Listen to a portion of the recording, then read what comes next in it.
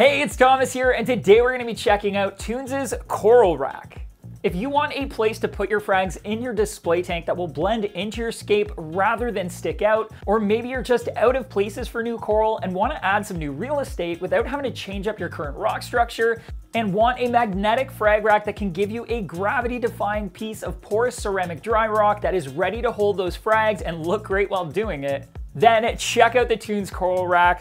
Really, I think they'd even just be awesome by themselves in like a Pico or Nano Reef as the scape. They're so similar in texture to just dry rock, and they're gonna get covered in biofilm and coralline, and they'll look brilliant. Fantastic frags and where to place them should be a meme if it isn't one already. Reefers have been finding different ways to keep their newly purchased, traded, or recently cut coral frags neat, tidy, and safe in their aquariums for decades. While some reefers don't mind a DIY egg crate or slick acrylic frag rack in their display, a lot of us striving for that natural slice of the ocean aesthetic really aren't that keen on having those frag racks hanging off the glass and would prefer something that blends into the aquascape rather than stands out. In the box, you'll find the Coral Rack with the magnetic mounts.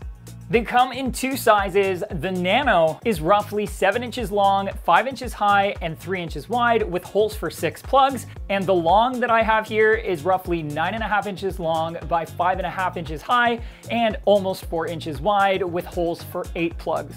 The look and feel of these racks is extremely close to dry rock like BRS Reef Saver or Marco Rock. They're rough, porous, and each individual rack is handmade and unique, which is great if you want to use more than one in your scape and really don't want them to appear repetitive. The magnetic mounts that Toons includes are really strong, and both the internal and the external magnet are waterproof, making these racks really easy to find a good spot for, even if you want to place it directly on your overflow. The magnets are going to mount firmly on glass up to 15 millimeters or just over half an inch thick and support between 1.8 and 4.4 pounds depending on glass thickness. Not sure if you've seen what 4.4 pounds of coral would look like, but it's a lot of coral.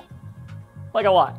Like I mentioned, they have either 6 or 8 holes for frag plugs depending on which model you go with, and they'll comfortably fit plugs with a crown diameter of up to 0.9 inches and a stem diameter of up to 0.43 inches. If your goal is to jam as many frags as possible into the tightest space possible, then these probably aren't what you're after, and you might be better off with a traditional slick acrylic frag rack. But thanks to that rough surface on the coral racks, you can also treat them just like live rock and mount the corals anywhere on the surface of the rack, which would be a great option for those who want to farm encrusting corals or zoas and pallies. You can let the coral take over the entire rack, and then once the plugs are covered, cut them out and remove them, replace them with empty plugs for the corals to grow back over top of, rinse and repeat, coral farm.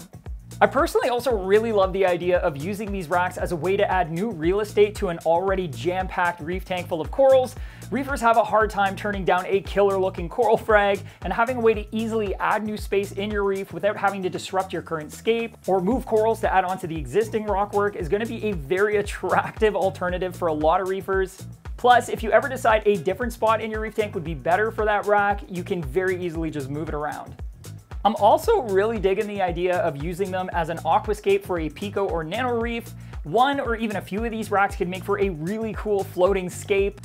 That's actually one reason why I really like negative space aquascapes and minimizing the amount of contact that your rockwork has with the bottom of the tank. Ryan's actually got a phenomenal video on how you can make your own NSA aquascape. You can check it out right here. I actually use the exact same method of gluing the rocks using Instaset to speed up that workflow so your creativity can blossom, so to speak.